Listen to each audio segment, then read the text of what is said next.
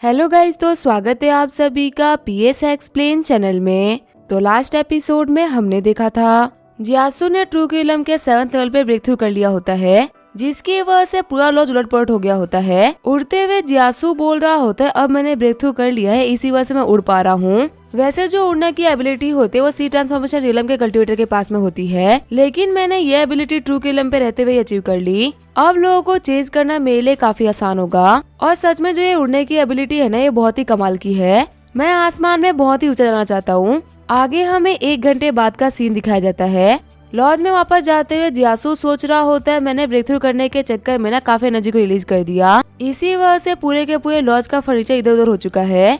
मैं बस प्रे कर रहा हूँ कि जो आंटी जू है ना वो सो रही हो। अगर वो जगी हुई ना तो मेरे को बहुत ही डांटेगी। फिर जैसे ही जियासु गेट को खोलता है वो देखता है आंटी जू को, जो कि बहुत ही गुस्से में बैठी होती है। आंटी जू बोल रही होती है प्यारे जियासु तुम आ गए। मेरे को लगा था कि तो सब कुछ करने के बाद में ना तुम आओगे ही नहीं। मैंने यहाँ पे तुम्हें काम करने के लिए क्या बोला, तुमने तो पूरे के पूरे लॉज को डिस्ट्रॉय कर दिया। घबराते हुए जियासु बोल रहा होता है आंटी जी प्लीज गुस्सा मत करिए, यहाँ टुडे हर एक आइटम के लिए ना मैं पे कर दूंगा। अगर आप बोलेंगे तो मैं उसको रिपेयर भी करा दूंगा, इसमें कोई भी दिक्कत नहीं है।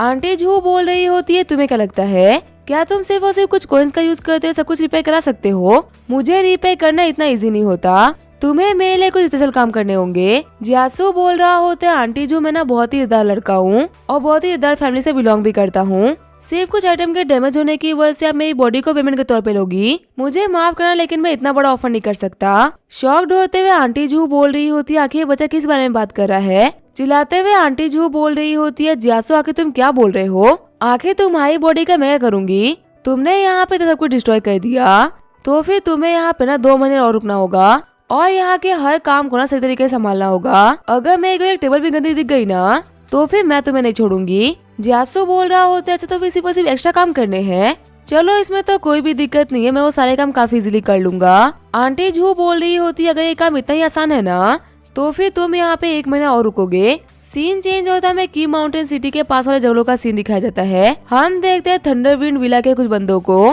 पहला बंदा बोल रहा होता है हम लोग अपने सिटी के किनारे पहुंच चुके हैं, अभी तक तो कोई भी दिक्कत नहीं आई है, अगर रास्ते में कोई भी दिक्कत नहीं आएगी ना तो हम लोग 2 घंटे के अंदर सेट पहुंच जाएंगे। ग्रीन है वाला बंदा बोल रहा होता है किसके अंदर इतनी हिम्मत होगी कि वो हम थंडर विला वालों के सामने खड़ा होगा, जिसको भी मरने का शौक हुआ होगा ना ब्रदर वही ऐसा करेगा। अगर मैं यहाँ पे आंखों पे पट्टी बांध के भी चलने का ट्राई करूँ ना तो भी मेरे सामने कोई भी नहीं आ सकता। एल्डर बोल रहे होते बच्चों और कॉन्फिडेंस होने की ना कोई भी जरूरत नहीं है, हमारे सेक्स से पिछले 1 महीने से ना कोई मैसेज नहीं आया है, जो कि अपने आप में ही काफी अजीब बात है। जितना तुम लोग आसपास की जगहों पर ध्यान रखो ना उतना ही बेटर है। और पता नहीं क्यों हम जितना ही सेट के पास में जा रहे हैं ना उतना ही मुझे अजीब फील हो रहा है। सीन चेंज होता है, हमें लॉज का सीन दिखाया जाता है। आंटी जू बोल रही होती है जियासु तुमने ना बहुत अच्छा काम करा, हमारे लॉज के जितने भी फर्नीचर थे ना वो सारे के सारे सेट हो चुके हैं। मैं भी काफी थक गई हूँ, इसी वजह से मैं जा रही हूँ आराम करने के लिए। एक काम करो तुम भी जाओ जाके आराम कर लो। जियासु बोल रहा होता है ठीक है आंटी जू मैं जा रहा हूँ आराम करने के लिए, आप भी जाइए जाके आराम कर लीजिए। अपने कमरे में आने के बाद में जियासु सोच रहा होता है 5 दिन पूरे हो गए, जैसा कि ब्रांच मास्टर याओ ने बोला था थंडरविंड विला के बंदे वापस आते होंगे और उन बेचारों को नहीं पता कि उन लोगों के ऊपर सिटी में एंटर होने से पहले ही अटैक होने वाला है। मैं ना एक बार जाके उन लोगों को वार्न कर देता हूँ ताकि वो लोग खुद को बचा ले, लेकिन उससे पहले मैं एक बार यांग युआन का रूप तो ले लूं, जिससे कि मैं उस कमीने के लिए फ्यूचर में काफी सारी दिक्कतें खड़ी कर सकूं। फिर वो खुद को यांग युआन में चेंज करते हुए थंडरविंड विला के बंदों के लिए निकल गया होता है। वही हम देखते हैं एक बंदे को जो कि पेड़ के पीछे छिपके सबके देख रहा होता है। थंडरविंड विला के बंदे बोल रहे होते हम लोग एंट्रेंस से पहुंच चुके हैं और अभी तक हम लोग को रिसीव करने के लिए कोई भी नहीं आया, सभी लोग फॉर्मेशन बना लो, हमारे ऊपर कभी भी अटैक हो सकता है। तभी उसकी तरफ उड़ते हुए एक तीर आता है जिसके ऊपर एक मैसेज लिखा होता है। चिल्लाते हुए थंडरविंड विला का बंदा बोल रहा होता है कौन है वो डरपोक जो कि छुप के अटैक कर रहा है, अगर तुम्हारे अंदर हिम्मत है ना तो सामने आओ। एल्डर बोल रहे होते वो बंदा ना ऐसे ही सामने नहीं आने वाला, सभी लोग साथ में जाओ जाके उस बंदे को ढूंढो।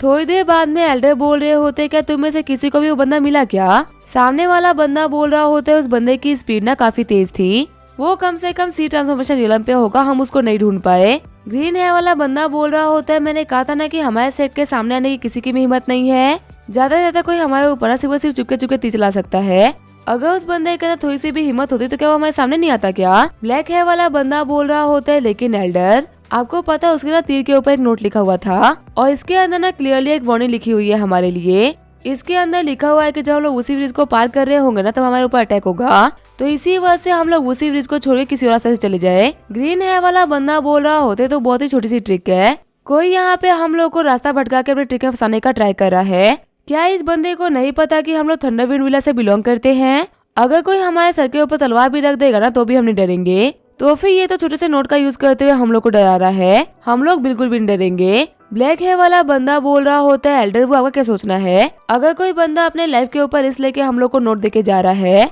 तो फिर आखिर इसका मतलब क्या हो सकता है? एल्डर वो बोल रहे होते मेरे को नहीं लगता कि जिस बंदे ने हम लोग को ये नोट दिया है ना वो यहाँ पे कोई भी ट्रिक खेल रहा है, क्योंकि जिस बंदे ने हम लोग को ये नोट दिया है ना उसकी स्पीड काफी ज्यादा थी। हम सभी साथ में मिलके भी उस बंदे को पकड़ नहीं पाए, तो अगर वो हम लोग के ऊपर अटैक करता ना तो भी हम सभी लोग साथ में मिलकर उसको हरा नहीं पाते। हो सकता है कि ये कोई ट्रिक ना हो बल्कि वो सच में हम लोग को आगाह कर रहा है कि आगे कुछ ना कुछ तो हो सकता है। ब्लैक हेयर वाला बंदा बोल रहा होता है हाँ एल्डर, यहाँ पे ना मैं भी आपसे सहमत हूँ। जिस बंदे ने हम लोग को ये नोट दिया है ना अगर उसके मन के अंदर कुछ भी होता ना तो वो इस ट्रिक का यूज नहीं करता हम लोग को बेवकूफ बनाने के लिए। और अगर क्या होगी इसके अंदर सच लिखा हुआ हो, सच में हमारे लिए उसी ब्रिज के ऊपर बहुत ही बड़ा खतरा हो। आप लोगों ने यहाँ पे एक बात नोटिस करी क्या? इस बंदे को पता है कि हम लोग ना उसी ब्रिज से गुजरने वाले हैं, जो कि अपने आप में ही ना एक बहुत ही सीरियस मैटर है। हम किस रूट से आएंगे इसके बारे में हमने सिर्फ कुछ ही लोगों को बताया था, लेकिन सामने वाले लोगों को पता है कि हम कब आएंगे और किस जगह से जाएंगे। एल्डर वो बोल रहे होते हैं हाँ तुम बिल्कुल सही बोल रहे हो, हम लोग को अपना हर एक कदम ना काफी फूक फूक के रखना होगा। ग्रीन हेयर वाला बंदा बोल रहा होता है लेकिन मुझे यहाँ पे एक बात समझ नहीं आ रही, अगर उन लोगों ने हमारे लिए अटैक को रेडी रखा है तो फिर आखिर उन लोगों ने हमें इसके बारे में बताया क्यों? उनका प्लान तो ऑलरेडी काफी फुल प्रूफ था ना, क्योंकि हम लोग उसी ब्रिज से गुजरने वाले थे। अब इस वार्निंग की वजह से हम लोग काफी ज्यादा सतर्क हो चुके हैं। अगर ये वार्निंग नहीं होती तो हम लोग बिल्कुल भी सतर्क नहीं होते और ऐसे में हम लोग के ऊपर अटैक करना काफी इजी होता। हमारे ऑन गार्ड होने से उन लोगों को कोई बेनिफिट तो है नहीं। एल्डर वो बोल रहे होते हो सकता है कि जिस बंदे ने हम लोग को ये दिया है ना वो हमारा भला चाहता हो, इसी वजह से वो साइड से आके हम लोग की हेल्प कर रहा है। जियासु सोच रहा होते जो ब्लैक हेयर वाला बंदा है ना ये इतना बड़ा बेवकूफ भी नहीं है। मैंने यहाँ पे इन लोगों को सिर्फ और सिर्फ एक ही लेटर दिया जिसके अंदर से इन लोगों ने काफी सही इन्फॉर्मेशन को बाहर निकाल दिया। हाँ यहाँ पे जो ये ग्रीन हेयर वाला बंदा है ना ये कुछ ज्यादा ही एरोगेंट और बेवकूफ है। अगर सभी लोग इसकी बात मानेंगे ना तो पक्का से मारे जाएंगे।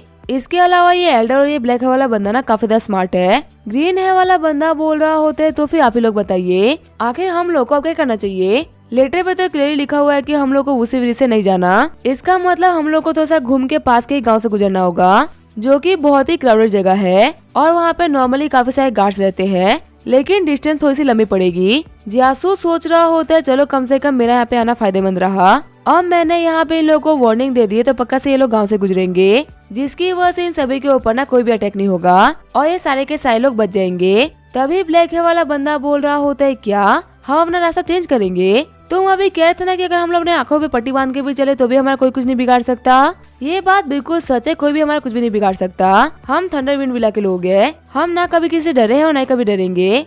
मेरे को तो ये देखना है कि आखिर वो कौन बंदे हैं जो कि थंडरविंड विला के बंदों के सामने खड़े होने की हिम्मत कर पा रहे हैं। आज उन कमीनों को ना हम अच्छा सबक सिखाएंगे। जियासु सोच रहा होता है इस काले हेयर वाले बंदे को ना मैं काफी समझदार समझ रहा था, लेकिन ये तो इन बेवकूफों का सरदार निकला। ये यहाँ पे इतना एरोगेंट हो किस बात पे रहा है? इन गधों को कोई आइडिया भी नहीं है कि इनके ओपोनेंट ना कितने खतरनाक है। शैडो पवेलियन का एक सिंगल बंदा भी ना इन लोगों को मार के निकल जाएगा और इन लोगों को पता भी नहीं चलेगा। और मेरे को समझ में आ रहा है कि जो शैडो पवेलियन वाले है ना ये इतना इजीली बाकी सारे सेट को खत्म कैसे कर पा रहे हैं। बाकी सेट के बच्चे और एल्डर अपनी बॉडी को तो ट्रेन कर रहे हैं लेकिन अपने माइंड को पीछे ही छोड़ दे रहे हैं। इन लोगों को पता है कि आगे इन लोगों के ऊपर अटैक होने वाला है और एक बहुत ही तरीका अटैक को रोकने का कि ये लोग अपना रास्ता चेंज कर ले, लेकिन फिर भी ये बेवकूफ उस रास्ते जाने का ट्राई कर रहे हैं जिस रास्ते से इन लोग के ऊपर अटैक होगा। एक अच्छे कल्टीवेटर के तौर पे मेरा फर्स्ट बनता था कि मैं इन लोग को वार्निंग दे दूं। वैसे भी मेरे राइवल सेट के बंदे हैं, मैंने अपना दिल खोल के इन लोगों को बचाने का ट्राई करा था, लेकिन इन लोगों ने तो अपने दिमाग के दरवाजे ही बंद कर लिए। चलो हमें लेटर की वजह से इन लोग को ये तो पता है कि इन लोग के ऊपर अटैक होगा, एटलीस्ट ये कम से कम तैयार तो रहेंगे फाइट करने के लिए। अब मैं कुछ भी नहीं कर सकता, मेरे को ब्रांच मास्टर याओ के पास में वापस जाना होगा, वरना उन लोगों को मेरे ऊपर शक हो जाएगा कि आखिर मैं मेन मौके पे कहाँ गायब हो गया। अब इन बेवकूफों की किस्मत इनके हाथों में है। आगे जियासु ब्रांच मास्टर याओ के बताए हुए जगह पे आ गया होता है। जियासु बोल रहा होता है ब्रदर क्यों आखिर सभी लोग कहाँ चले गए? क्यों बोल रहा होता है ब्रांच मास्टर और बाकी सारे लोग ना पहले ही निकल गए तैयारी करने के लिए। उन्होंने मुझसे कहा ना कि मुझे तुम्हारे यहाँ पे आने का वेट करना है और जैसे ही तुम यहाँ पे एक बार आ जाओ ना तो हम लोग को साथ में उसी ब्रिज पे जाना है। तुम्हें तो पता ही होगा ना कि हम लोग को वहीं पे थंडरविंड विला के बच्चों को खत्म करना है। जियासु बोल रहा होता है ठीक है फिर चलना चाहिए, वैसे भी हम लोग बाकी सारे लोगों से थोड़ा लेट हो चुके हैं। जियासु सोच रहा होता है उस याओ जिंसान को ना भी मेरे को भरोसा नहीं है, इसी वजह से अपने बंदों को लेके वक्त से पहले चला गया, जिसकी वजह से वो वहाँ पे ट्रैप लगा दे जिसके बारे में मेरे को पता ना हो, और अगर मैं कोई स्पाई भी होना तो मैं बाकी सारे लोगों को बचा ना पाऊँ। सीन चेंज होता है, उसी बीच का सीन दिखाया जाता है। याओ जिनसांग बोल रहा होता है ब्रदर यांग युआन फाइनली आप यहाँ पे आ गए, हमने सारे ट्रैप्स को फिट कर दिया है, अब यहाँ पे बस डिसाइपल के आने का वेट है। वैसे ये बात तो बहुत ही कमाल की है कि आपको देखे हुए ना सिर्फ और सिर्फ कुछ दिन ही हुए थे और इतने में ही आपने ब्रेक थ्रू भी कर लिया। जियासु बोल रहा होता है आप बोल सकते हैं कि मेरा लकना बहुत ही अच्छा है। याओ जिंगशान बोल रहा होता है ये तो काफी अच्छी बात है, जितना हमारे बदर की स्ट्रेंथ बढ़ेगी ना उतना ही हमारे लिए अच्छा है। जब आप 6 लेवल पे इतने पावरफुल थे ना तो ब्रेक थ्रू करने के बाद में आप वो भी पावरफुल हो गए होंगे, इससे हमारे मिशन और भी सिक्योर हो चुका है। ठीक है फिर सभी लोग खुद को कंसील कर लो, जल्दी ही वो लोग ना यहाँ पे पहुँचते होंगे। तभी जो थंडरविंड विला के बच्चे होते वहाँ पे आ जाते हैं। ग्रीन हेयर वाला बंदा बोल रहा होता है मैंने आपसे कहा था ना कि हम लोग के साथ पक्का से बहुत ही बड़ा मजाक किया गया है, किसी में भी इतनी हिम्मत नहीं है कि वो थंडरविंड विला के बच्चों के ऊपर अटैक कर दे। पहले तो मेरे को भी लगे था कि वे बहुत ही पावरफुल बंदे छुपे होंगे, लेकिन देखिए पूरी जगह सुनसान, यहाँ पे कोई भी नहीं है। अगर हम लोगों ने डर के रास्ता चेंज कर लिया होता ना तो हम लोग का बहुत सारा टाइम वेस्ट हो जाता। तभी वो ग्रीन हेयर वाला बंदा एक फॉर्मेशन के ऊपर पावर देता है, जिसकी वजह से वहाँ पे उन लोगों को पकड़ने के लिए एक वेब बाहर जाता है, जिसके अंदर कुछ लोगों को छोड़ के बाकी सारे लोग फंस गए होते हैं। तभी जो शैडो पवेलियन के बंदे होते वो ऊपर से तीरों से अटैक कर देते हैं, जिसकी वजह से कुछ सेकंड के अंदर ही ज्यादातर थंडरविंड विला के बंदे मारे जाते हैं। जियासु सोच रहा होता है ये ना गधों का झुंड था, मैंने इन लोगों को वार्निंग दी, यहाँ तक कि रास्ते को चेंज करने के लिए भी बोल दिया, लेकिन फिर भी ये गधे अपनी मौत तक ना खुद चल के आए। अगर सच कहूँ ना तो इन लोगों को मरते हुए देख के मुझे 1% ही बुरा नहीं लग रहा, क्योंकि अपनी मौत को ना इन लोगों ने खुद ही चुना है। और ऊपर से तो मैंने बहुत ही ट्राई मार लिया। अगर मेरे को पहले से पता होता ना कि लोग इतने बड़े गधे हैं तो मैं कभी भी इन लोगों की हेल्प करने के लिए नहीं जाता,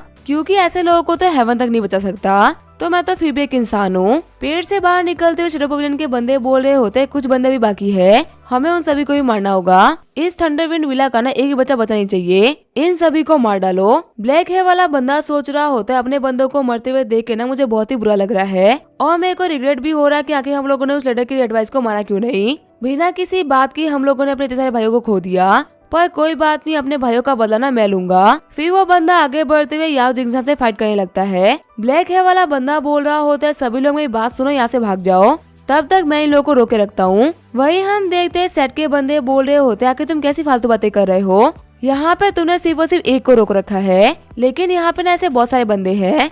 तभी शैडो पवेलियन के बंदे आगे बढ़ते हुए उन सभी को मार डालते हैं। ब्लैक हेयर वाला बंदा बोल रहा होता है पैनिक मत करो और फटाफट से फॉर्मेशन को सेट करो, अगर हम लोग ट्राई करेंगे ना तो हम इन लोगों को बचा सकते हैं। जियासु सोच रहा होता है कि इन बंदों को बचाने के लिए मैं नहीं गया तो ये सारे के सारे मारे जाएंगे, लेकिन इन गधों के लिए मैं अपनी आइडेंटिटी को तो एक्सपोज नहीं कर सकता ना। शैडो पवेलियन में एंटर करने के लिए इन लोगों से न्यूज को बाहर निकालने के लिए ना मैंने बहुत ही मेहनत करी है। अगर ये बेवकूफ आज नहीं मारे गए तो कल तो पक्का से मारे जाएंगे, लेकिन इनके चक्कर में ना मैं भी फंस सकता हूँ। पर यहाँ पे ये बात भी सच है कि सबसे बड़ा खतरा जुआनजान सेट के ऊपर है। थंडरविंड विला तो ऑलरेडी खत्म हो चुका है, यहाँ पे एक गलत डिसीजन मेरे पूरे के पूरे सेट को खत्म करा सकता है। पर चाहे जो भी हो मैं यहाँ पे मासूम लोगों को मरने तो नहीं दे सकता। जब जियासु आगे बढ़ने ही वाला होता है तभी वहाँ पे एक अटैक आते हुए फॉर्मेशन को तोड़ देता है। ग्रीन हेयर वाला बंदा बोल रहा होता है फॉर्मेशन टूट गई, हम भाग सकते हैं। वही बदल क्यों बोल रहे होते कौन वो कमीना जिसने की फॉर्मेशन को तोड़ दिया। तभी आसमान के ऊपर से और भी बहुत सारे सोर्स आते हैं जो कि शैडो पवेलियन के बंदों को मारना स्टार्ट कर देते हैं। याओ जिंगशान बोल रहा होता है आखिर ये कौन कर रहा है, कौन है जो कि चुपके चुपके हमारे बंदों के ऊपर अटैक कर रहा है। तभी वो जो स्वॉर्ड का अटैक होता है वो याओ जिंगशान के काफी ज्यादा करीब आ गया होता है। जिंगशान सोच रहा होता है अटैक को डॉज करने के लिए ना बहुत ही कम टाइम बचा है, ये एनर्जी बहुत ही फास्ट लगता है कि मैच खत्म होने वाला हूँ। तभी वहाँ पे जियासु आते हुए जिंगशान को वहाँ से हटा देता है। जियासु बोल रहा होता है बदर याओ क्या आप ठीक हो। जिंगशान बोल रहा होता है इस स्वॉर्ड की वजह से मैं इंजर्ड तो हो चुका हूँ, पर अच्छी बात तो ये है कि मैं जिंदा हूँ और मैं अभी भी फाइट कर सकता हूँ। इन सभी बंदों को मारने में अपने मिशन को कंप्लीट करने में ना मैं सिर्फ और सिर्फ एक ही कदम दूर था, पर पता नहीं अचानक से कहां से ये ट्विस्ट आ गया। एक बहुत ही पावरफुल कल्टिवेटर इन सारे बंदों की हेल्प करने के लिए यहाँ पे आ गया है, जिसके सामने हम शैडो पवेलियन के बंदे ना अभी तो कुछ भी नहीं है। अगर हम यहाँ पे रुके ना तो हम सभी के सभी मारे जाएंगे, हमें यहाँ से कैसे भी करके बाहर निकलना होगा। तभी जिंगशान बोल रहा होता है बस हम लोगों ने जाना होगा। शॉक्ड होते हुए बाकी सारे बंदे बोल रहे होते लेकिन क्यों ब्रांच मास्टर, अभी हम यहाँ से क्यों निकल रहे हैं। जियासु सोच रहा होता है सच में हेवंस हम लोग की ना काफी ज्यादा हेल्प कर रहा है, जब मैं यहाँ पे फाइट में एंटर करने ही वाला था और मेरी आइडेंटिटी सभी के सामने आने ही वाली थी, तभी यहाँ पे कोई फाइट में एंटर कर गया और इस एक्सपर्ट ने सभी की जान बचा ली, जिसकी वजह से मेरी आइडेंटिटी भी सभी के सामने नहीं आई। पर मेरे को ऐसा क्यों फील हो रहा है कि मैं इस एनर्जी को पहचानता हूँ और मैंने एनर्जी ना 4th पीक पे कहीं देख रखी है। खुश होते हुए थंडरविंड विला के बंदे सोच रहे होते, भगवान का शुक्र है कि हम बच गए। सीनियर आपका बहुत बहुत शुक्रिया, अगर आप नहीं होते ना तो आज हम सभी लोग मारे गए होते। प्लीज आप हम लोग के सामने आइए ताकि हम लोग को पता चले कि किसने हमारी जान बचाई है, ताकि हम बाद में जाके अपने एल्डर्स को इन्फॉर्म कर सके कि आपने हमारी जान बचाई है। तभी जो जीवन होती है वो नीचे उतर जाती है। ब्लैक हेयर वाला बंदा बोल रहा होता है, सीनियर सिस्टर आपका बहुत बहुत शुक्रिया, मेरा नाम पैन यीन्यू है और मैं थंडरविंड विला से हूँ। क्या मैं जान सकता हूँ कि आपका नाम क्या है? जुइन बोल रही होती है, मैं जुआनजियन सेट की लू जुइन हूँ। शॉक्ड होते हुए पैन बोल रहा होता है कि आपका नाम जियून है, इसका मतलब आप जुआनजियन सेट के टॉप 10 8 डिसेबल में से एक हो। मेरे को माफ करेगा, मैंने आपकी पहले प्रॉपर रिस्पेक्ट नहीं करी। जियून बोल रही होती है, आखिर वो बंदे कौन थे और आखिर तुम लोगों के ऊपर उन लोगों ने अचानक से अटैक क्यों कर दिया? क्या तुम उन सभी में से किसी को जानते थे क्या? पैन बोल रहा होता है, नहीं, हम ना उनमें से किसी को भी नहीं पहचानते। और रही बात रीजन की कि उन लोगों ने हमारे ऊपर क्यों अटैक किया होगा, इसके बारे में हम लोग को कुछ भी नहीं पता। यहाँ जितने अंधेरे में आप खड़े हो ना, उतने अंधेरे में हम भी खड़े हैं। हमें बस एक आइडिया था कि हमारे ऊपर अटैक हो सकता है, क्योंकि एक अननोन बंदे ने ना हमें इसके बारे में इन्फॉर्म कर रखा था। इसके अलावा हम लोगों को कुछ भी नहीं पता। जीवन बोल रही होती है, ठीक है, अगर तुम लोग को इसके बारे में कुछ पता ही नहीं है तो फिर तुम लोगों से बात करने का कोई मतलब नहीं। अब जाके तुम लोग सेफ हो चुके हो तो मैं जा रही हूँ अपनी जर्नी को कंटिन्यू करने के लिए। वो सारे बंदे बोल रहे होते, बेनिफिट अपना ख्याल रखिएगा। जीवन सोच रही होती है, जियासु को लॉ छोड़े हुए ना काफी टाइम हो चुका है।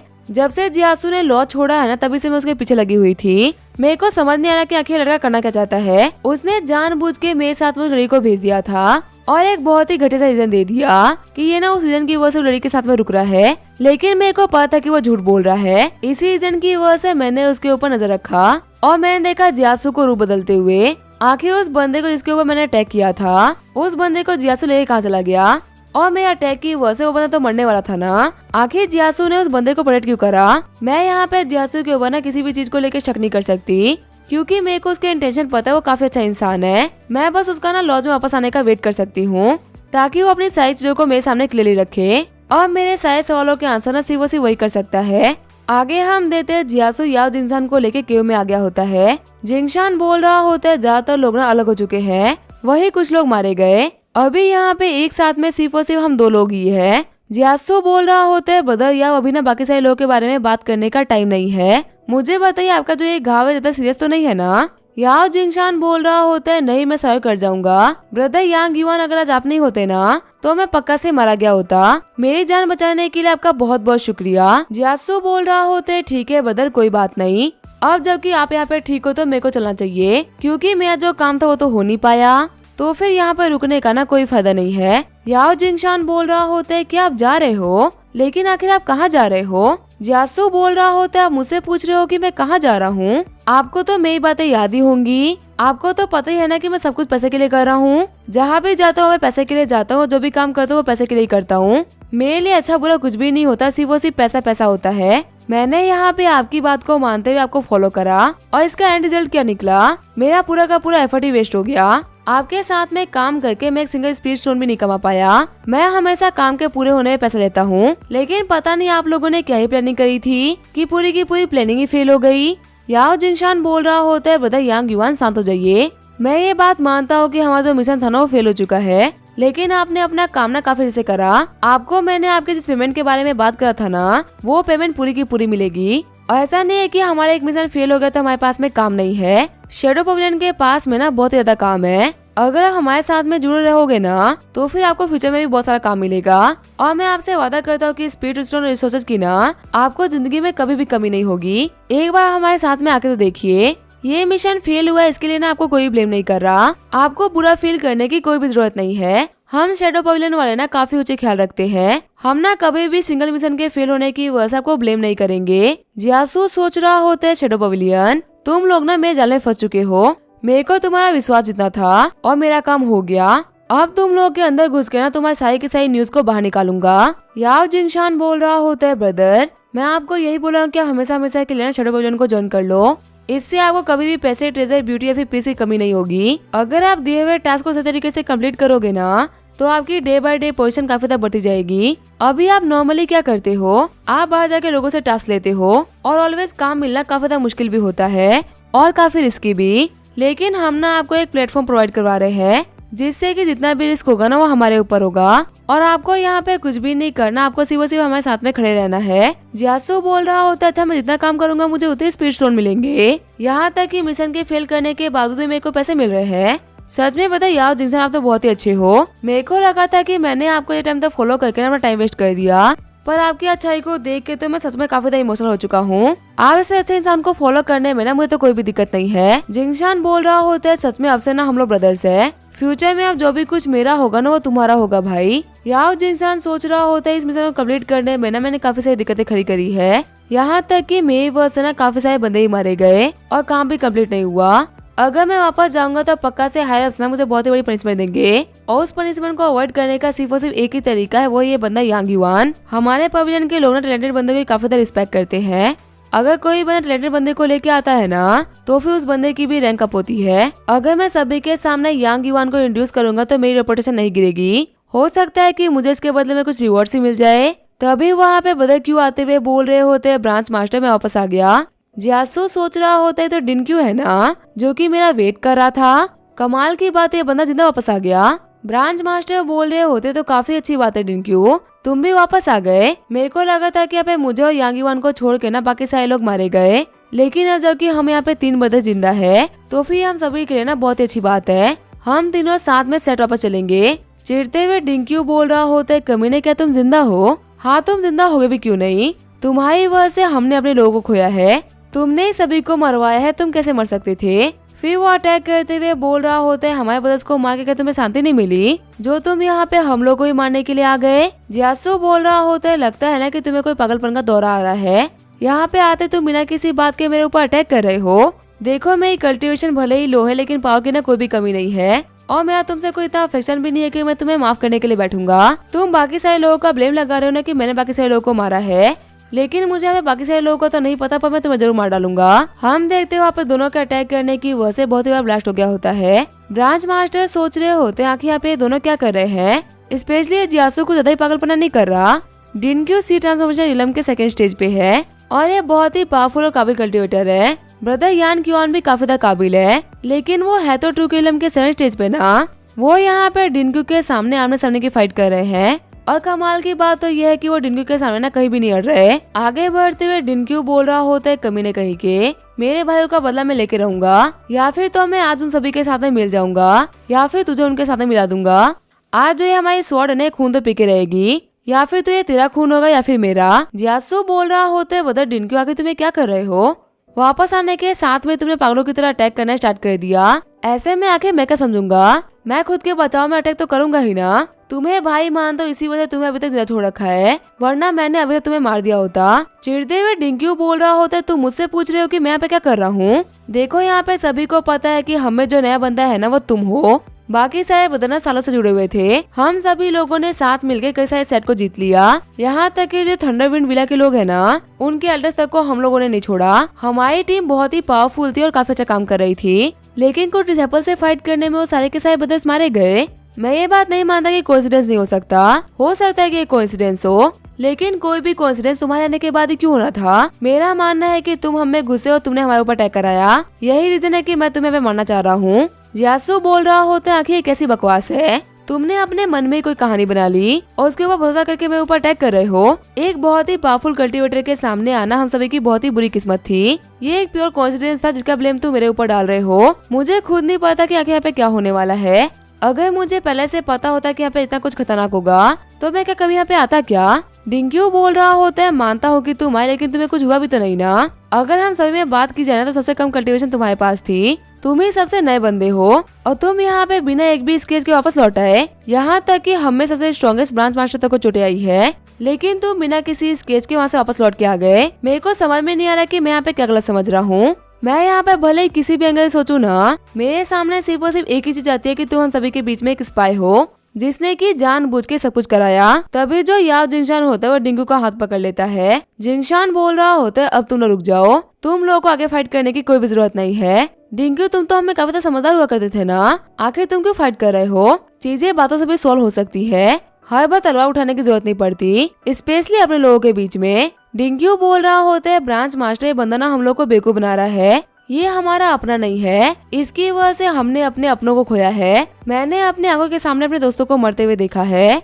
जब तक मैं इसको मार नहीं लेता मैं सामने बैठूंगा। चिढ़ते हुए ब्रांच मास्टर बोल रहा होता, तुमने काफी कह लिया और मैंने काफी सुन भी लिया। तुम तो यहाँ पे ऐसे एक्ट कर रहे हो जैसे कि सिर्फ तुमने अपने भाइयों को मरते हुए देखा है, वो सब कुछ मैंने भी देखा, यहाँ तक कि मैं भी मरने वाला था, लेकिन फिर भी मैं यहाँ पे सब कुछ समझने का ट्राई कर रहा हूँ ना। लगता है कि मेरी बातों में ना वो वजन नहीं रहा जो कि हुआ करता था, इसी वजह से तुम मेरी बात को मान नहीं पा रहे। तभी जो डिंक्यू होता है अपने स्वord को छोड़ते हुए घुटनों पे आ जाता है। डिंक्यू बोल रहा होता है, मुझे माफ कर दीजिए ब्रांच मास्टर, हम ना इस बार फेल हो गए, और ये चीज तो क्लियर है ना कि हम लोगों में से कोई तो गद्दार था। क्या आपने उन थंडरविंड विला के बंदों की बात नहीं सुनी थी क्या? एक बंदा बोला था कि उन लोगों को ना पहले से ही पता था कि उसी ब्रिज के ऊपर उन लोगों के ऊपर अटैक होने वाला है, तो अगर हम में से कोई गद्दार नहीं था तो आखिर इन्फॉर्मेशन उन लोगों के पास पहुंची कैसे? याओ जिंगशान बोल रहा होता है, कौन गद्दार है और कौन नहीं इसके बारे में हम लोग को कुछ भी नहीं पता, लेकिन मैं यहाँ पे ना यांग युआन की पूरी गारंटी ले सकता हूँ, ये तो पक्का से वो नहीं है। हम सभी में सबसे स्ट्रॉन्गेस्ट मैं हूँ, अगर मैं ही मर गया होता ना सब कुछ खत्म हो गया होता, लेकिन उस टाइम अपने जान पे खेलते हुए ना यांग युआन ने मेरी जान बचाई है।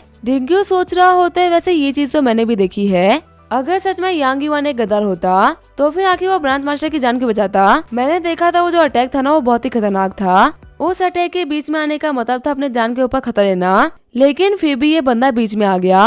और हम तो वैसे भी शेडो पवेलियन के छोटे मोटे बंदे हैं, शेडो पवेलियन खुद हमारी उतनी वैल्यू नहीं करता, तो फिर हम ऐसे बंदों को मारने के लिए इतने पावरफुल एक्सपर्ट को हायर करना और फिर हमें सबसे स्ट्रॉन्गेस्ट ब्रांच मास्टर की जान बचाना, ये सारी चीजें ना कहीं से भी सेंस नहीं बना रही। अगर ये बात सच भी होना कि यांग युआन गद्दार नहीं है तो ऐसा पॉसिबल भी है, क्योंकि ये बंदा ना प्रॉपर्ली पैसे के पीछे, जब तक हम इसको पैसा देंगे तब तक ये बंदा कुछ भी करेगा। पर हो सकता है ना कि ये बंदा डबल एजेंट के तौर पे भी काम करता हो, हम इसके ऊपर भरोसा नहीं कर सकते। डिंक्यू बोल रहा होता है, लेकिन ब्रदर बाकी सारे ब्रदर ना हमारे साथ में काफी टाइम से थे, हम लोगों ने काफी सारे खतरनाक मिशन साथ में किए थे और कभी भी किसी मिशन में दिक्कत नहीं आई, तो फिर ये तो पॉसिबल ही नहीं है ना कि उनमें से कोई भी स्पाई हो, और अगर हमारी इन्फॉर्मेशन बाहर गई है ना तो ये बात तो सच है कि हम में से कोई ना कोई तो स्पाई था ही। जियासु बोल रहा होता है, वैसे डिंक्यू तुम ना सभी के ऊपर शक कर रहे हो, क्या तुमने खुद को एक बार आईने में नहीं देखा? तुम खुद भी तो स्पाई हो सकते हो ना। मैं और ब्रांच मास्टर एकदम करीब खड़े थे और हम लोगों ने एक दूसरे के एक्शन को प्रॉपर्ली देखा है, लेकिन बाकी सारे ब्रदर्स ना हम लोगों से काफी दूर थे और तुम भी दूर थे, लेकिन सारे ब्रदर्स तो बच के नहीं निकल पाए, तुम अकेले थे जो कि बच के बाहर निकल पाए। यहाँ तक कि तुमने ब्रांच मास्टर को घायल होते हुए भी देखा, लेकिन तुमने ब्रांच मास्टर की जान बचाने का ट्राई तक नहीं करा, यहाँ तक कि तुम भाग गए और फिर तुम इसके बाद हमें फालतू बकवास कर रहे हो। आखिर बकवास करने की हिम्मत तुम्हारे पास में आ कहां से रही है? याओ जिंगशान बोल रहा होता है कि एक दूसरे के खिलाफ पॉइंट रखने हैं ना, तो फिर ऐसे तो बहुत सारे पॉइंट्स मिल जाएंगे। अभी तुम दोनों ने एक दूसरे के ऊपर शक करना स्टार्ट किया है, थोड़ी देर में तुम लोग मेरे ऊपर भी शक कर लोगे। मैं इस बात को मानता हूँ कि हम लोगों ने अपने ब्रदर्स को खोया है और तुम लोगों को इस बात का बहुत ही दुख है, लेकिन इसकी वजह से ना हम लोग के बीच में दरार डालने की बिल्कुल भी जरूरत नहीं है। कौन सच बोल रहा है, कौन झूठ बोल रहा है, कौन स्पाई और कौन नहीं है ना, ये मैं डिसाइड करूंगा। इस चीज को लेके तुम लोग को आगे करने की ना कोई भी जरूरत नहीं है। डिंक्यू बोल रहा होता है, लेकिन ब्रांच मास्टर मेरी बात को समझिए। याओ जिंगशान बोल रहा होता है, मैंने कहा ना कि आर्गुमेंट आगे नहीं बढ़ेगी, कौन गद्दार है कौन नहीं आगे जाने के बाद में पता चलेगा। फिलहाल के लिए हम सभी लोग इन सभी को इन्वेस्टिगेट करने के लिए शेडो पवेलियन जा रहे हैं। आगे हमें कुछ दिनों बाद माउंटेन्स का सीन दिखाया जाता है। हम देखते हैं जियासु और बाकी सभी लोग एक पहाड़ के आगे होते हैं। जियासु बोल रहा होता है, ब्रदर याओ आगे का रास्ता तो ब्लॉक हो चुका है ना, तो फिर आखिर हम लोग क्या करें? अगर रास्ता ही नहीं है तो हम जाएंगे कैसे? याओ जिंगशान बोल रहा होता है, ब्रदर आप सीओसी फॉलो करो और देखो कि क्या होता है। ये बोलते हुए आगे बढ़ते हुए माउंटेन के अंदर एंटर कर जाते हैं। जियासु सोच रहा होता है, अच्छा ये बहुत ज्यादा हाई लेवल की फॉर्मेशन है,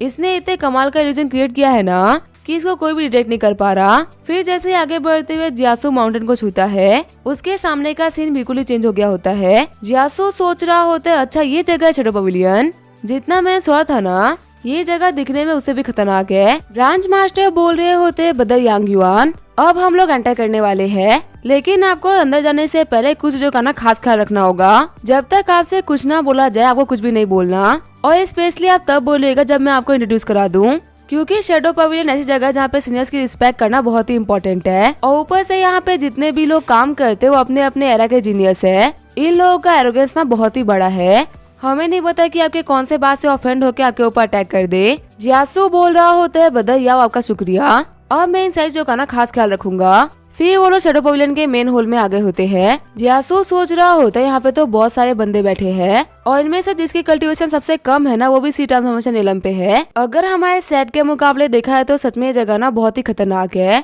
और मेरे को समझ आ रहा है कि आखिर ये लोग इतना मुश्किल टास्क कैसे कर पा रहे हैं। याओ जिंगशान बोल रहा होते है वाइस हॉल मास्टर मैं आपको गिफ्ट करता हूँ। हॉल मास्टर जिन बोल रहे होते याओ जिंगशान क्या काम हो गया क्या। याओ जिंगशान बोल रहा होते आपने बाकी जितने भी टास्क दिए थे ना वो सारे तो हो गए।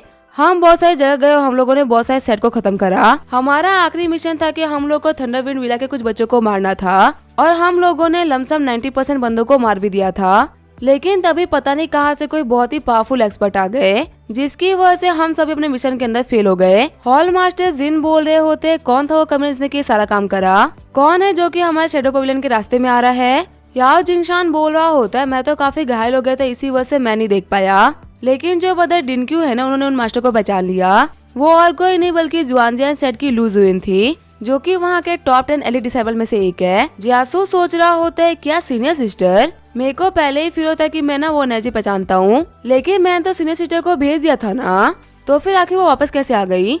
याओ जिंगशान बोल रहा होता है हमारा पूरा प्लान जियू ने खराब कर दिया। अगर मेरे पास में स्ट्रेंथ होती ना तो मैं पक्का उनसे फाइट करता, पर बेकार बात तो ये है कि मेरी टीम में ना कोई भी इतना पावरफुल नहीं था जो कि जियू से फाइट कर सके।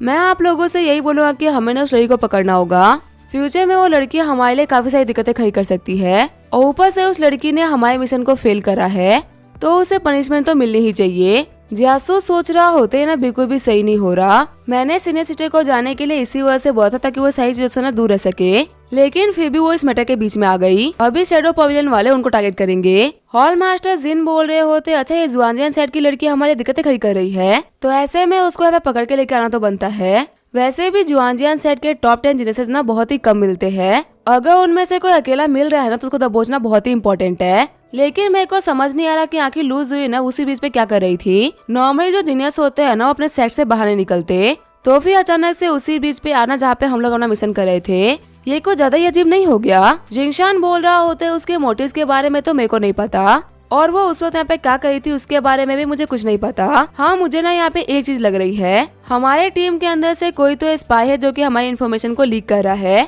हॉल मास्टर जिन बोल रहे होते अच्छा तो तुम लोगों में से कोई स्पाई है। वैसे आखिर ये लड़का कौन है, ये भी तो स्पाई हो सकता है ना, मैं इसको पहली बार देख रहा हूँ।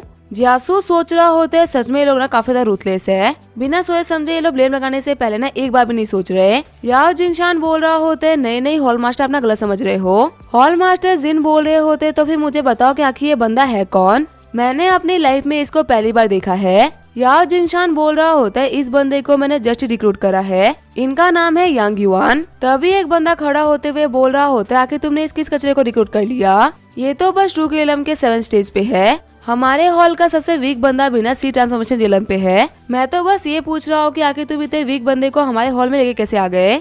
याओ जिंगशान कहीं तुम्हारा दिमाग खराब तो नहीं हो गया है ना। याओ जिंगशान बोल रहा होता है गोल्डन प्रोटेक्टर आपको इस बच्चे के बारे में कुछ भी नहीं पता। हाँ ये बात सच है कि जो बता यांग युआन है इनकी कल्टीवेशन बहुत ही कम है और अभी ये ट्रू रियलम के 7 स्टेज पे ही है, लेकिन मैं ये बात बोल सकता हूँ कि ना किसी भी सी ट्रांसफॉर्मेशन रियलम के बंदे से फाइट कर सकते हैं। मैंने इनकी स्ट्रेंथ को अपने आंखों से देखा है, ये ना किसी बंदे से फाइट कर सकते हैं। तभी वहाँ पे एक बंदा आते हुए बोल रहा होता है अच्छा कैसी बात है, मुझे ना ये बच्चा कुछ खास नहीं लग रहा और तुम यहाँ पे क्लेम कर रहे हो कि ये सी ट्रांसफॉर्मेशन रियलम के बंदे के बराबर का है। तुम्हें पता है ना कि अगर कोई बंदा इस वर्ल्ड में ट्रू रियलम के 7 स्टेज पे है और अगर वो 8 स्टेज के बंदे को हरा देता है तो वही बहुत ही बड़ी बात हो जाती है। ऐसे में तुम बोल रहे हो कि ये बंदा अपने से 4-5 लेवल अब बंदों को हरा सकता है, तो फिर इतनी एज तक ये बंदा तो ऐसे नहीं घूम रहा होता, किसी ना किसी अच्छे सेट ने ना इसको अपने अंदर रिक्रूट कर ही लिया होता। तुम्हारे हाथ ना इतना बड़ा जीनियस कभी नहीं लगता और अगर ये बंदा इतना ही पावरफुल है तो इसके पास में ये भी स्ट्रेंथ होगा कि मेरे को मार डाले। चलो मैं तुम्हें एक ऑफर करता हूँ, अगर तुमने मेरे को मार दिया तो मेरी जो पोजीशन है ना वो तुम्हारी हो जाएगी और अगर तुम ऐसा नहीं कर पाए तो मैं तुम्हें मार मार के खत्म कर दूंगा। शायद तुम्हें पता नहीं होगा लेकिन यहाँ का एक रूल है, सिर्फ जीनियस ही यहाँ पे सर्वाइव कर सकते हैं और अब जबकि तुमने यहाँ पे जीनियस होने का झूठ बोला है तो तुम्हें यहाँ पे इसका भुगतान भुगतना होगा। साइड में बैठे बंदे बोल रहे होते बदरवू की आप तो एक बच्चे को बुली कर रहे हो, वैसे ये बच्चा ना बुली होने के लायक भी है, आखिर इस वर्ल्ड में रहते हुए एक बच्चा इतना झूठ कैसे बोल सकता है। आप ना इसका मुंह मत तोड़ना, बाद में हम इस बंदे की बॉडी को यूज करते हुए ना पिल बनाएंगे। वो की बोल रहा होता है लड़के अगर तेरे को डर लग रहा है ना तो फिर तुम मुझसे माफी मांग ले। वूकी बोल रहा होते, बच्चे तुम्हें ना पक्का से डर लग रहा होगा। देखो मैं इतना बुरा नहीं हूँ ना कि मैं तुम्हें मार डालूं। मैं तुम्हें बचने का एक मौका देता हूँ। चलो फटाफट से अपने घुटनों पे आओ और मेरे ये जूते दिख रहे हैं ना, इनको चाटना स्टार्ट करो। अगर तुम इसको चाट के साफ करोगे ना तो शायद मैं तुम्हें जिंदा छोड़ सकता हूँ, लेकिन अगर तुमने ये काम नहीं किया ना तो तुम पक्का से मारे जाओगे। और आखिर तुम यहाँ पे आने के बाद में कुछ बोल क्यों नहीं रहे हो? क्या तुम्हारी फट गई है? तभी जियासु उसके सामने से गायब होते उसके पीछे जाता है। शॉक्ड होते हुए वूकी बोल रहा होता है कि बच्चा कहाँ चला गया, लेकिन जैसे ही वो पीछे देखता है तो उसकी बॉडी के अंदर एक बहुत ही बड़ा होल हो गया होता है। जियासु बोल रहा होता है, कब से बकवास कर रहा था, इसको जल्दी खत्म करके मैंने इस वर्ल्ड के ऊपर से एक बोझ को खत्म कर दिया। वाइस हॉल मास्टर जिन, मुझे ना आपसे क्वेश्चन करना था। इस वूकी ने अभी थोड़ी देर पहले ना बहुत ही बड़ी बड़ी बातें करी है और इसके स्टेटमेंट में ये था कि अगर मैं इसे जीत गया ना तो फिर इसकी पोजीशन मेरे को मिल जाएगी। मेरे को बस इतना पूरा था कि इसके मरने के बाद में इसकी बातों की वैल्यू है कि नहीं, या फिर आपके शैडो पवेलियन के लोग ना बेवजह बकवास करना पसंद करते हैं। जियासु के पावर और एरोगेंस को देखते हुए सारे के सारे शैडो पवेलियन के बंदे काफी ज्यादा शॉर्ट हो गए होते हैं। एल्डर्स बोल रहे होते, एक अटैक के अंदर इसने वूकी को मार डाला। वूकी सी ट्रांसफॉर्मेशन रिलम के सेकंड स्टेज पे था और सिर्फ एक सिंगल अटैक के अंदर इसने इसकी बॉडी को 2 हिस्सों में बांट दिया। सच में ये बंदा ना एक हेवनली जीनियस है। याओ जिंगशान बोल रहा होता है, एल्डर और होल मास्टर जिन, आज सभी ने देख लिया होगा कि मैं किस बंदे को लेके आया हूँ। ब्रदर यांग युआन ने यहाँ पे कुछ भी गलत नहीं पूछा है। हमारे शैडो पवेलियन का ना एक रूल रहा है, हमेशा स्ट्रॉन्ग ना वीक को रिप्लेस करता है, और वूकी के कहने के हिसाब से उनकी पोजीशन तो अब इसकी हुई ना। हॉल मास्टर जिन बोल रहे होते, हम स्ट्रॉन्ग को ना वीक से रिप्लेस करते हैं, लेकिन हमारे लिए हमारे खुद के लोगों की ना वैल्यू काफी ज्यादा है। लेकिन जबकि वूकी ने मरने से पहले कहा था कि दोनों में से सिर्फ और सिर्फ एक ही बचेगा और एक बंदे को दूसरे बंदे की पोजीशन मिल जाएगी तो फिर ठीक है। वूकी ने एक तरीके से मरने से पहले ना अपनी पोजीशन इस बंदे को देके गया है और ऊपर से हमारे वर्ड्स से हमारे रूल्स है। शैडो पवेलियन कभी भी अपने दिए हुए जमान से ना पीछे नहीं हटती। बच्चे जाओ जाके वूकी की जगह बैठ जाओ और वो सीट और पोजीशन तुम्हारी है। जियासु बोल रहा होता है, आपका शुक्रिया हॉल मास्टर जिन, आपके कमाल के वेलकम का तरीका ना मुझे हमेशा याद रहेगा। फिर जियासु जाके वूकी की जगह बैठ गया होता है। वही गोल्डन प्रेडेटर सोच रहा होता है, आखिर ये बंदा इतना कमाल का कैसे हो सकता है, और ऊपर से इस यांग जिसन को ये कहां से मिल गया। हॉल मास्टर जिन बोल रहे होते, सभी लोग हमारे नए मेंबर यांग युआन का वेलकम करो। उम्मीद है कि हमारा ये नया मेंबर हमारे लिए काफी से सक्सेस लेके आएगा। सारे एल्डर्स आपस में बात कर रहे होते कि जो ये यांग युआन है ना, ये तो बहुत ही कमाल का है। जब ये फ्यूचर में सी ट्रांसफॉर्मेशन रिलम में पहुंचेगा ना तब ये काफी ज्यादा पावरफुल हो चुका होगा। मुझे बिलीव है कि ये उस टाइम पे ना ओजे रिलम के बंदों को मार रहा होगा। याओ जिंगशान सच में इस बार बहुत ही कमाल के टैलेंट को लेके आया है। वही डिंक्यू सोच रहा होता है, मुझे बहुत ही गुस्सा आ रहा है। मुझे पूरा भरोसा है कि ये कमीना यांग युआन ही है जिसने कि हम लोग को धोखा दिया था। जिस बंदे को कब का यहाँ पे मौत नसीब होना चाहिए था, उस बंदे को यहाँ पे एल्डर की कुर्सी मिल रही है। सारे ग्रेट एल्डर के साथ में आराम से बैठा हुआ है, जबकि इसको ज्वाइन किए हुए 1 हफ्ता तक नहीं हुआ और जो पहला मिशन इसने किया उसके अंदर भी ये फेल हो गया। वही दूसरी तरफ मैं जिसने की शैडो पवेलियन के अंदर अपनी जीजा लगा रखी है। चाहे कितना ही मुश्किल मिशन क्यों ना हो, मैं उसको आंख बंद करके एक्सेप्ट कर लेता हूँ और दिनों रात गर्मी सर्दी चाहे कुछ भी हो, मैंने हमेशा शैडो पवेलियन के लिए काम किया है। फिर भी मैं डिंक्यूज हॉल के अंदर एंटर करने के लिए भी क्वालिफाई नहीं हूँ। सालों से मैं बाहर खड़ा हूँ और आज भी मैं बाहर ही खड़ा हूँ। वही कल का आया हुआ एक बंदा अंदर जाके एल्डर की सीट पे बैठ गया।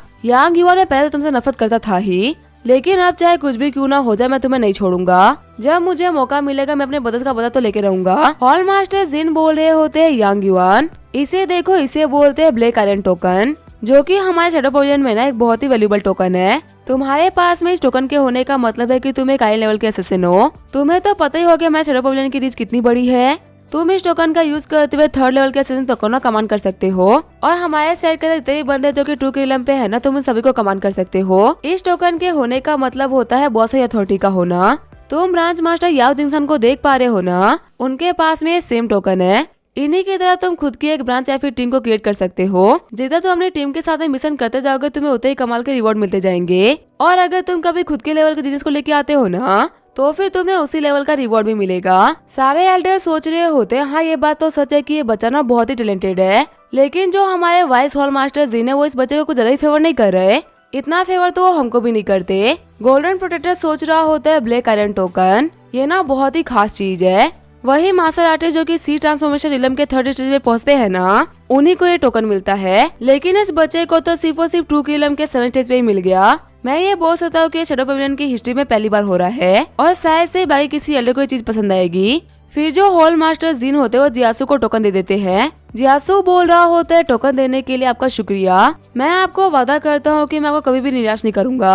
हॉल मास्टर जिन बोल रहे होते हैं, शुक्रिया की ना कोई भी जरूरत नहीं है, ये वो चीज है जो कि तुम डिजर्व करते हो। वैसे याओ जिंगशान, जैसा कि तुमने बताया मिशन फेल हुआ था जियून की वजह से। जिंगशान बोल रहा होते हाँ हॉल मास्टर उसी की वजह से हुआ था। हॉल मास्टर जिन बोल रहे होते ठीक है फिर मुझे बताओ कि अभी वो कहाँ पे है। जिंगशान बोल रहा होता है किन्सान सिटी से 300 मील एक लॉज है और उसी लॉज के अंदर वो रुकी हुई है। जियासु सोच रहा होता है क्या इस याओ जिंगशान को पता है कि सीनियर सिस्टर कहाँ पे रुकी हुई है। सीनियर सिस्टर वापस आ चुकी है, इस चीज के बारे में तो मेरे को भी पता नहीं था, लेकिन साइलेंटली इस याओ जिंगशान ने उनके बारे में पता लगा लिया। इनको सीनियर सिस्टर के लोकेशन के बारे में पता है, ये चीज ना काफी खतरनाक है। ब्रांच मास्टर बोल रहे होते हैं मुझे बताओ कि आखिर इस लड़की को कैप्चर करने के लिए कौन जाएगा। तभी गोल्डन प्रोटेक्टर खड़ा होते हुए बोल रहा होता है वाइस हॉल मास्टर मैं जाऊंगा। मैं गोल्डन है, मुझे ये काम करने में ना बहुत ही मजा आएगा। कहते हैं कि जो वो लू जियून है ना वो बहुत ही रेयर ब्यूटी है। वो सिर्फ जियानजियान सेट के टॉप 10 डिसाइपल में से एक ही नहीं है, बल्कि वो बहुत ही ब्यूटीफुल भी है। मैंने पहले बहुत बार सोच रखा है कि मैं उसे कभी पकड़ूंगा। आज जबकि मुझे ये मौका मिला है ना तो मैं ये काम खुद से करना चाहूंगा। जियासु सोच रहा होता है अच्छा ये बंदा है जो कि सीनियर सिस्टर को पकड़ने के लिए जाएगा। फिर मीटिंग खत्म होने के बाद में बाकी सारे लोग बाहर आ गए होते हैं। जियासु बोल रहा होता है बदर याओ जिंगशान, मुझे यहाँ पे रेकमेंड करने के लिए बहुत बहुत शुक्रिया। अगर आप नहीं होते ना तो मैं कभी भी यहाँ तक नहीं पहुँच पाता। जिंगशान बोल रहा होता है बदर यांग युआन अपना बहुत ही पोलाइट हो, आपने तो मेरी जान बचाई है, इसके बदले में मैंने क्या ही किया है। हाँ हम भले अब ये बोल सकते हैं कि अब हम इक्वल हो चुके हैं। और वैसे भी मैंने कुछ बहुत ही बड़ा काम नहीं किया, मैंने सिर्फ और सिर्फ आपको रेकमेंड करा है। वो आपकी काबिलियत है जिसने कि आपको सभी के सामने प्रूव करा।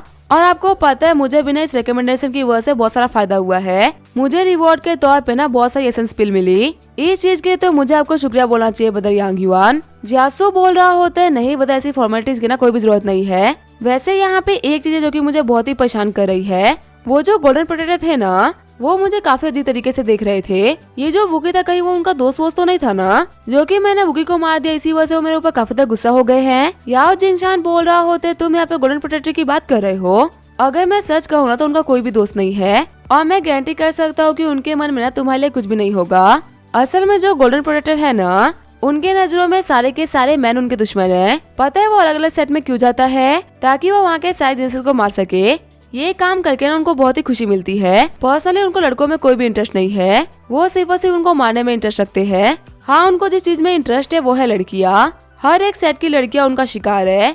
उनके अपीयरेंस में मत जाना, वो दिखने में तो बहुत ही बेकार है, लेकिन उन्होंने ना कम से कम 1000 लड़कियों को एंजॉय कर रखा है। मैंने जियून की स्ट्रेंथ देखी थी, उन्होंने हमारी टीम को काफी इजीली हरा दिया था और ज्यादातर हमारे बंदे उनके हाथों मारे भी गए। लेकिन अगर बात करते गोल्डन प्रोटेक्टर की ना तो फिर उनके सामने वो जियून कुछ भी नहीं है।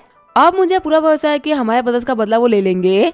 ठीक है बदर यांग युआन, हम लोगों ने आज के लिए ना बहुत सारी बातें कर ली। मेरे हिसाब से अब मेरे को चलना चाहिए। वैसे भी मुझे यहाँ पे बहुत ही कमाल की एसेंस पिल मिली है। मैं जा रहा हूँ उसका यूज करते हुए कल्टीवेट करने के लिए, ताकि मेरी स्ट्रेंथ थोड़ी सी बढ़ सके। तब तक आप यहाँ पे आसपास में थोड़ा घूमिए और लोगों से कनेक्शन बनाइए। जियासु बोल रहा होता है ठीक है बदर याओ अपना ख्याल रखिएगा। बाहर आते हुए जियासु सोच रहा होता है वो गोल्डन प्रोटेक्टर ना सिस्टर को मारने के लिए निकल गया होगा। मुझे कैसे भी करके उस बंदे से पहले सिस्टर के पास में पहुंचना होगा। याओ जिंगशान ने सीनियर सिस्टर की पावर को देखा था। अगर ये फिर भी बोल रहा है कि गोल्डन प्रोटेक्टर ज्यादा पावरफुल है, इसका मतलब ज्यादा पावरफुल होगा। अगर सिस्टर उसकी फाइट ना हो, सिस्टर पहले बच के निकल जाना तो ये काफी अच्छा होगा। मेरे को जल्दी करनी होगी, सीनियर सिस्टर ना बहुत ही बड़े खतरे में है। सीन चेंज होता है, लॉज का सीन दिखाया जाता है। आंटी जो बोल रही होती वो जियासु है ना वो पता नहीं कहाँ भाग गया है।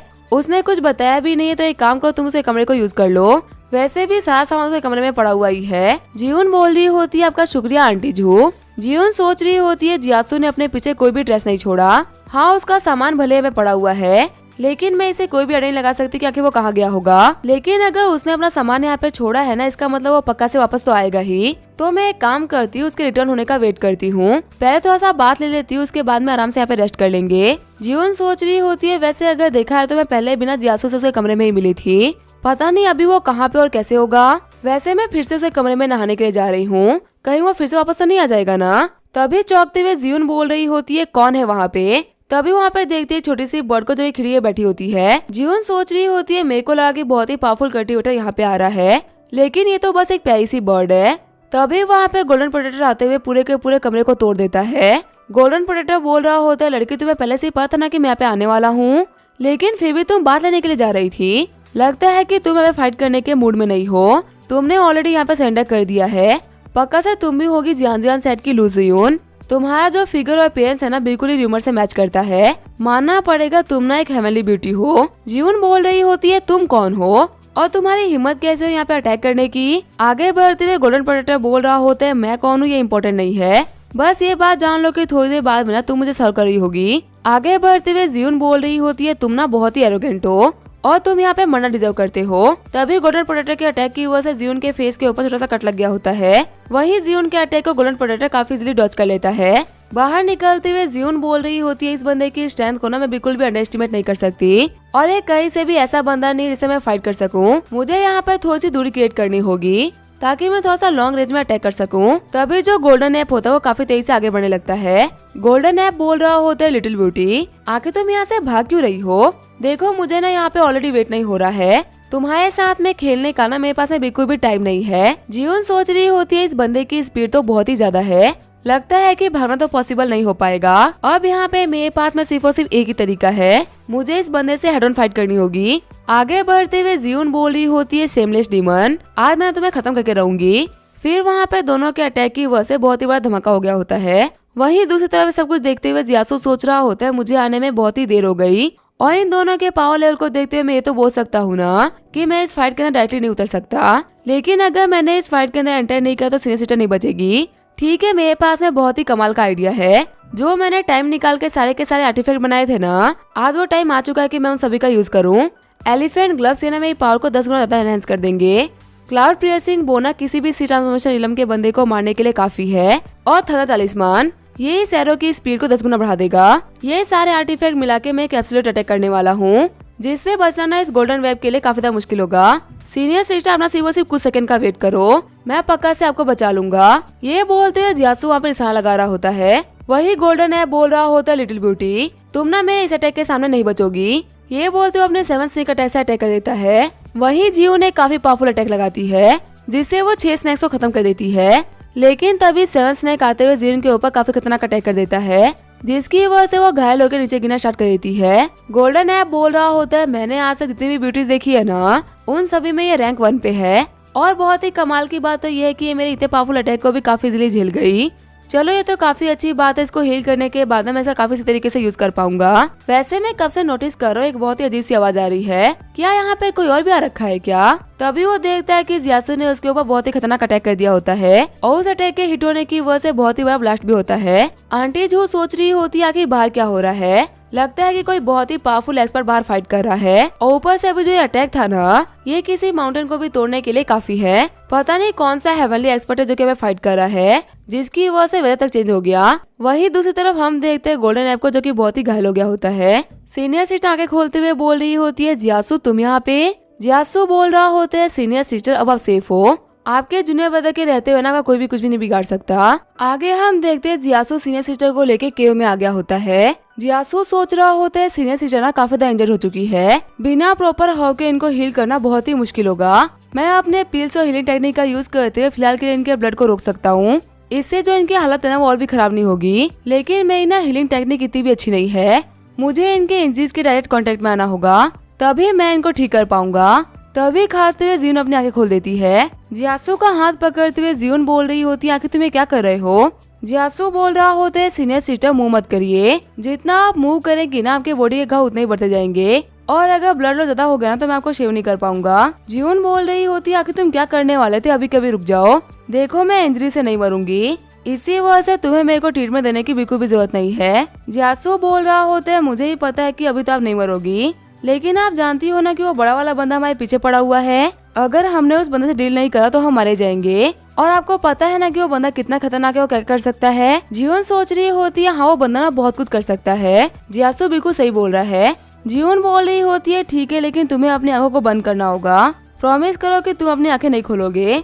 जियासु बोल रहा होता है आंखें बंद करने का क्या ही फायदा, लास्ट टाइम मैंने सब कुछ देख लिया था और ऊपर से आपने उस गुल यांगन के सामने बोल दिया था कि हम कपल है, तो ये तो हमारे बीच में एक बहुत ही नॉर्मल सी चीज हुई ना, अगर मैं देखी हुई चीज को फिर से देखूंगा तो इसमें क्या ही दिक्कत है। जियून बोल रही होती है तुम ना अपना मुंह बंद कर लो, तभी जियून वहाँ पे खून खांचना स्टार्ट कर देती है। जियासु बोल रहा होता है सीनियर सिस्टर में मजाक कर रहा था, प्लीज आप मुंह मत करिए, तभी वो जियून होते रोना स्टार्ट कर देती है। जियासु बोल रहा होता है मैंने कहा ना कि मैं मजाक कर रहा था, प्लीज आप रोइए मत, मैं प्रॉमिस करता हूँ कि मैं अपनी आंखों को बंद रखूंगा। जियून बोल रही होती है अपनी प्रॉमिस को याद रखना। फिर जियासु अपने पावर का यूज करते हुए जियून को हिल कर देता है। जियासु बोल रहा होता है अब आप अपने कपड़े चेंज कर सकती हो। लेकिन तभी वो जीवन को देखते हुए समझना स्टार्ट कर देता है। जीवन बोल रही होती है, क्या हुआ जियासु, आखिर तुम मेरे को देख के शर्मा क्यों रहे हो। जियासु बोल रहा होता है, मुझे माफ करेगा, मैं किसी थॉट में खो गया था। तभी वो जीवन होती है वो जियासु का हाथ पकड़ते हुए बोल रही होती है, आखिर इंजरी कैसे हुई। जियासु बोल रहा होता है, ना छोटी मोटी इंजरी, आप इसके ऊपर ध्यान मत दीजिए। तभी जीवन को याद आता है कि लास्ट टाइम ना गोल्डन ऐप के ऊपर बहुत ही खतरनाक अटैक हुआ था, जिसकी वजह से ये लोग बच के भाग पाए। इसका मतलब वो अटैक जियासु ने करा था। उसने यहाँ पे इतना पावरफुल अटैक किया ना कि उसका एक हाथ डैमेज हो चुका है। जियासु बोल रहा होता है, सीनियर सिस्टर मैं ठीक हूँ, सही ट्रीटमेंट मिलने के बाद में ना मेरा हाथ हील हो जाएगा। वैसे कि आप ठीक फील कर रही हो। जीवन बोल रही होती है, जो मेरी इंजरी थी ना वो बिगड़ना तो बंद हो चुकी है, लेकिन मैं अभी तक फुली रिकवर नहीं हुई हूँ। अभी मैं अपनी स्ट्रेंथ को ना सिर्फ 20 या 30% यूज कर सकती हूँ। अगर मैंने इस ज्यादा यूज किया ना तो मेरी जो इंजरीज है वो खुल जाएंगी। जियासु सोच रहा होता है, सिचुएशन ना उतना भी खराब नहीं था कि मैंने सोचा था। मेरे को लगा था कि सीनियर सिस्टर यहाँ पे कुछ भी नहीं कर पाएंगी, पर अच्छी बात तो ये है कि अभी भी फाइट कर सकती है। ये कम से कम इतनी कैपेबल तो है। अगर इनके सामने सी ट्रांसफॉर्मेशन इलम के फर्स्ट या सेकंड स्टेज के बंदे आते हैं तो उनको ये आराम से हरा लेंगी, और इसके आगे के बंदों को मैं देख लूंगा। जीवन बोल रही होती है, जियासु सच बताओ कि आखिर वो लोग कौन है। जियासु बोल रहा होता है, अगर आपको पता नहीं चले तो ही बेटर होगा। अभी हमारे पास में एक ही इम्पोर्टेंट काम है कि हमें आपको जुआनजा सेट भेजना है, ताकि आपकी ट्रीटमेंट ना सही तरीके से हो सके। अगर आप सेफली वहाँ पे एक बार पहुँच जाओगी ना तब मुझे काफी अच्छा फील होगा। जीवन बोल रही होती है, तुम्हें सब कुछ अकेले करने की जरूरत नहीं है। हिस्ट्री में ऐसे बहुत सारे लोग हुए जिन्होंने अकेले सब कुछ करने का ट्राई किया, लेकिन आखिर में वो सारे के सारे लोग फेल हो गए। अगर तुम अपने दोस्तों पर भरोसा करोगे ना तो पक्का है सब कुछ ठीक हो जाएगा। जियासु बोल रहा होता है, उन लोगों की आइडेंटिटीज ना बहुत ही खराब है, इसी वजह से मैंने चाहता कि उनके बारे में आपको पता चले। अब इसका क्या होगा हम देंगे नेक्स्ट एपिसोड में। तब तक के लिए देखने के लिए थैंक यू।